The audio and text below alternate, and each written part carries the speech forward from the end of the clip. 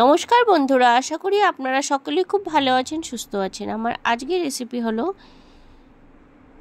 Egg cheese পরোটা। আমি এই পরোটাটা কিভাবে তৈরি করলাম সেটাই আপনাদের সঙ্গে শেয়ার করছি। ভালো লাগলে অবশ্যই লাইক, কমেন্ট ও সাবস্ক্রাইব করবেন, আমার পাশে থাকবেন। আপনারা অবশ্যই এই পরোটা একবার ঘরে তৈরি করবেন, তাহলেই বুঝতে পারবেন দোকানের চেয়ে অনেক বেশি স্বাদের, অতুলনীয়। আমি নিয়ে নিয়েছি তার জন্য আমার পরিমাণ মতো ময়দা। এখানে 500 গ্রাম মতো ময়দা আছে। নিয়েছি মজরেলা চিজ, 4টে ডিম, 4 থেকে 5টা ডিম, যে কটা আমার প্রয়োজন হবে সে কটা দিয়ে আমি পুর তৈরি করে নেব। তারপর ময়দাতে দিয়ে দিচ্ছি সামান্য নুন,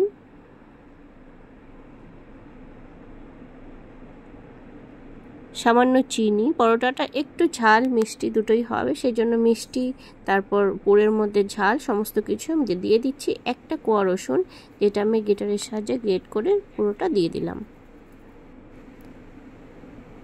দিয়ে পরিমাণ মতো ময়দার জন্য তেল দিয়ে 3 কাপ ময়দা হলে ডবল 6 চামচ তেল, আমি সাদা তেল ব্যবহার করেছি। তারপর দিয়ে দিচ্ছি 2 চামচ পরিমাণে সুজি দিলে পরোটাটা ক্রিসপিনেস অনেকক্ষণ পর্যন্ত থাকে, সেই জন্য আপনারা অবশ্যই 1 থেকে 2 চামচ সুজি ব্যবহার করবেন যে কোনো পরোটা বা লুচির ক্ষেত্রে। তারপর ভালো করে সব কিছু খানিকক্ষণ ময়াম করে নিয়ে তারপর দিয়ে দিলাম পরিমাণ মতো জল দিয়ে নরম একটা ডো তৈরি করে নেব। খুব বেশি আবার নরম নয়, সাধারণত লুচি পরোটা যেরকম ডো হয় সেই রকমভাবে ময়দাটা মাখিয়ে নিয়েছি। তারপর আমি পুরটা তৈরি করে নিচ্ছি। তার জন্য গ্রেটারের সাহায্যে আমি ডিমগুলো গ্রেট করে নেব। হাত দিয়ে ভাঙলে একটু বড় বড় গুটলি পাকিয়ে থাকে, সেই জন্য গ্রেটারের সাহায্যে গ্রেট করে নিলে পরোটাতে পুর ভরবার সময় কোনো সমস্যা হবে না, বেলবার সময় কোনো রকম সমস্যা হবে না। ডিমটাকে গ্রেট করে নিয়ে দিয়ে দিলাম ব্ল্যাক পেপার পাউডার, তারপর দিয়ে দিচ্ছি সামান্য চিলি ফ্লেক্স আর দিয়ে দেবো সামান্য অরিগানো।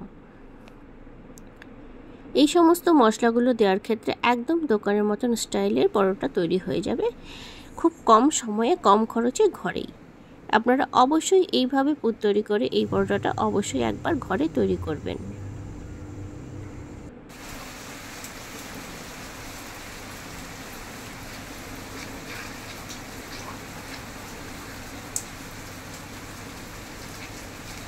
তারপর ময়দাটা 10 মিনিট রেস্টে রেখে দিয়ে তারপর আমি তার থেকে সাইজ অনুযায়ী লেচিগুলো সমস্ত কেটে নিলাম। একদম অনেকটা বড় লেচিও নয়, আবার একদম অনেকটা ছোট নয়, মোটামুটি মাপের আমি লেচি কেটে নিয়ে তাতে যতটা প্রয়োজন এতে পুর ততটা আমি দিয়ে ভালো করে সিল করে নিয়ে পরোটাগুলো বেলে নেব।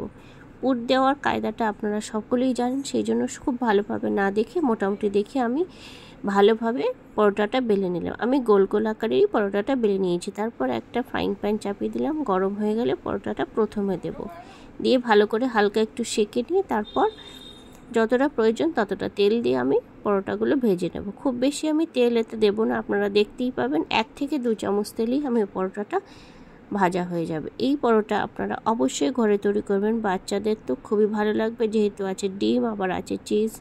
এখনকার বাচ্চারা বাচ্চারাই চিজ খেতে খুব পছন্দ করে, আবার চিজ দিয়ে যদি এরকম সুস্বাদু আর অপরিসীম জলখাবার তৈরি হয়ে যায়, এটা জলখাবারেও তৈরি করতে পারবেন, আবার রাতে ডিনারেও তৈরি করতে পারেন। আপনারা এইভাবে একবার পরোটা ঘরে তৈরি করে দেখবেন, যে কোনো তরকারি বা যে কোনো মাংস, ডিম সব কিছুর সাথে সার্ভ করতে পারবেন। আমি আজকে সার্ভ করেছি এগ রেজালা দিয়ে এগ চিজ পরোটা। ভালো লাগলে অবশ্যই কমেন্টে জানাবেন। ধন্যবাদ।